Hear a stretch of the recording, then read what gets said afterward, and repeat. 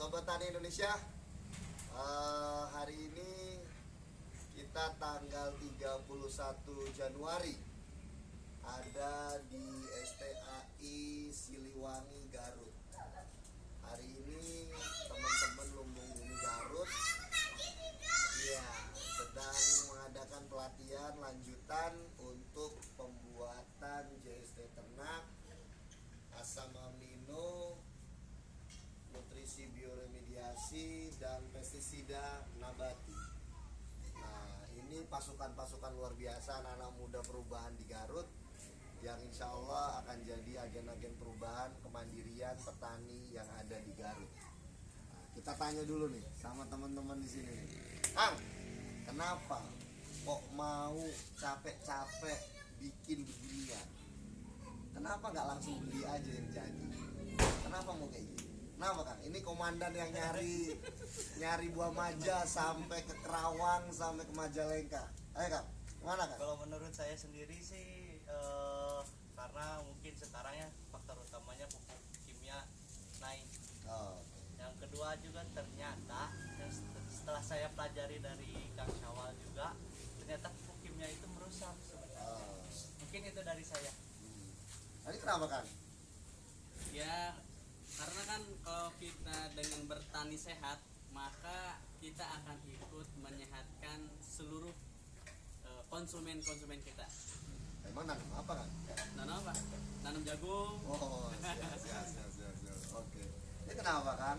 Ya, kalau saya ini wujud implementasi dari rasa syukur, Pak. Jadi ini merupakan sebuah pengembalian hak terhadap alam atas apa yang sudah kita.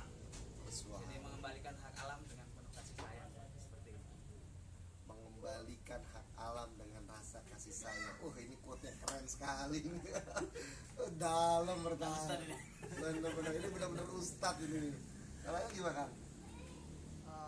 Ini bagian dari beragama Islam. Kita belajar untuk kembali dengan ajaran Allah. Insya Allah. Kang, gini, ini kan masih muda-muda nih. Kita, Kang, di dia teh. Nah, duduk dulu Kang. Ini kan masih muda-muda gini. Kan biasanya petani itu kan yang udah tua-tua. Duduk. Yang udah senior, yang udah itu. Kenapa sih kok mau jadi petani? Kenapa Kang? Ya, karena sejatinya hidup itu dari petani. Wah, sejatinya itu dari petani. Ya, sumber kehidupan dari petani. Siapa nih yang paling muda dari sini?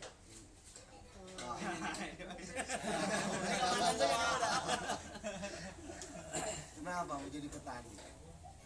Mencari potensi aja sih. Potensi apa? Di sini nggak gengsi loh jadi petani itu. Sejauh ini belum. Saya belum gitu. Jadi pengen cari tahu dulu. Pengen belajar tentang dunia pertanian gitu ya. Oke. Siapa yang udah nanam? Ini si Akang nih. Udah nanam.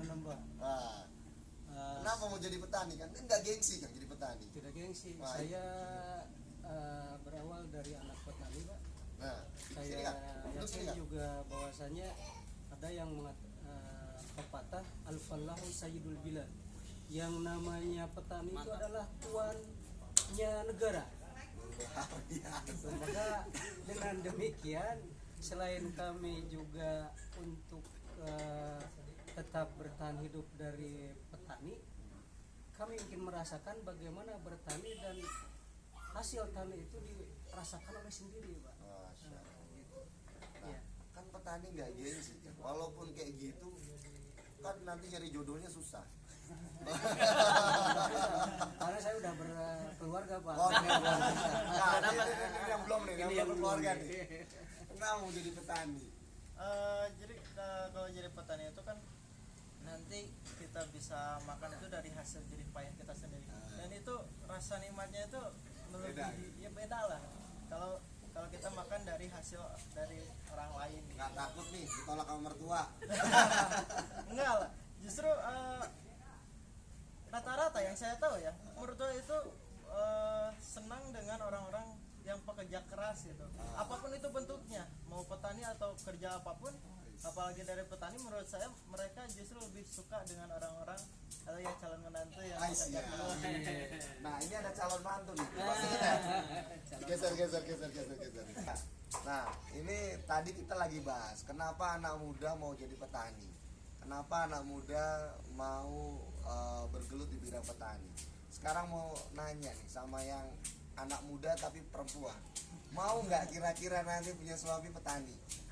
Oh mau. Kenapa? Kan nggak gengsi. Harus gengsi. Oh, ya.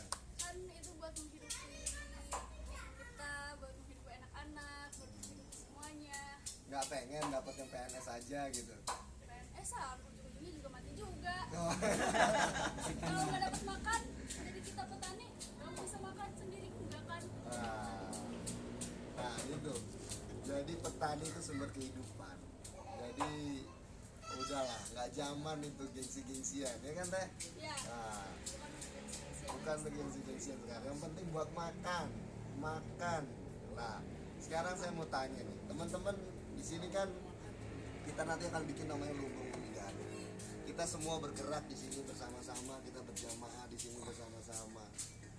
Apa sih nikmatnya gitu? Kenapa nggak buat sendiri-sendiri aja gitu? Kenapa harus berjamaah? Ustaz. Kenapa Ustaz? Mau berjamaah rame-rame ngumpulin orang kan capek Ustaz. Ngurusin orang gitu. Silaturahmi itu membuka pintu rezeki. Agak Ustaz, biar kedengeran dong. Silaturahmi itu membuka pintu rezeki.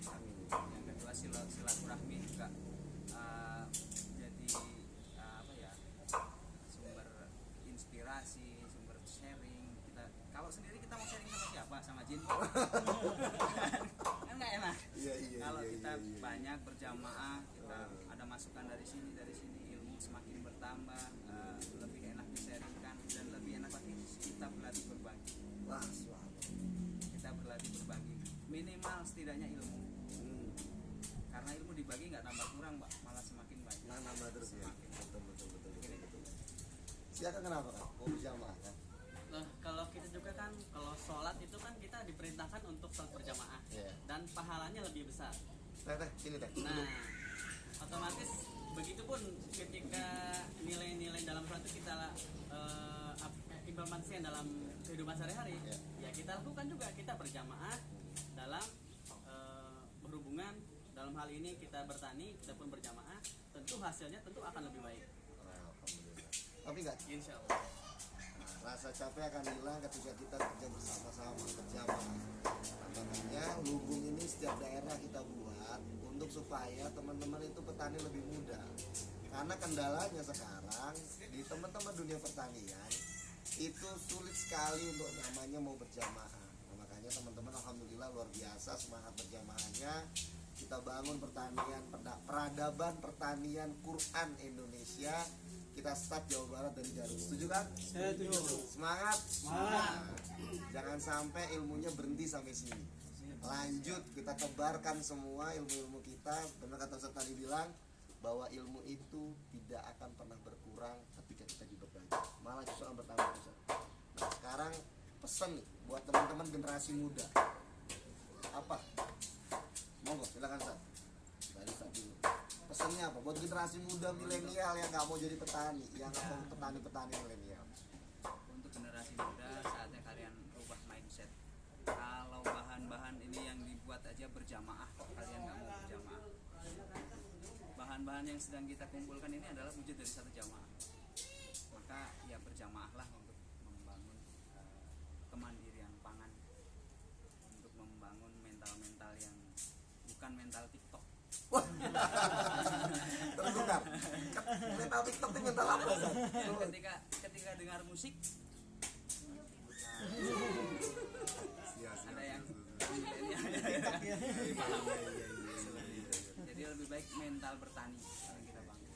Jadi pesannya buat teman-teman petani muda itu tidak boleh jadi mental TikTok, gitu ya. Jadi harus bertani sesuai dengan perintah Allah dan Quran. Mantap. Ini start beneran ini. Bukan Luar biasa kata-katanya dalam-dalam ya tadi. Anak muda, apa pesannya buat teman-teman yang lain? Ayo bertani, jangan malu. Berjamaah itu lebih ringan. pesannya mulai dari yang kecil, mulai dari sekarang, mari kita kembangkan lagi pertanian di Indonesia, karena istilah Indonesia adalah negara agraris itu jangan hanya jadi slogan saja, tapi kita buktikan Indonesia benar-benar negara agraris yang produksinya oleh pribumi sendiri, bukan dari hasil impor. Wih, mantap.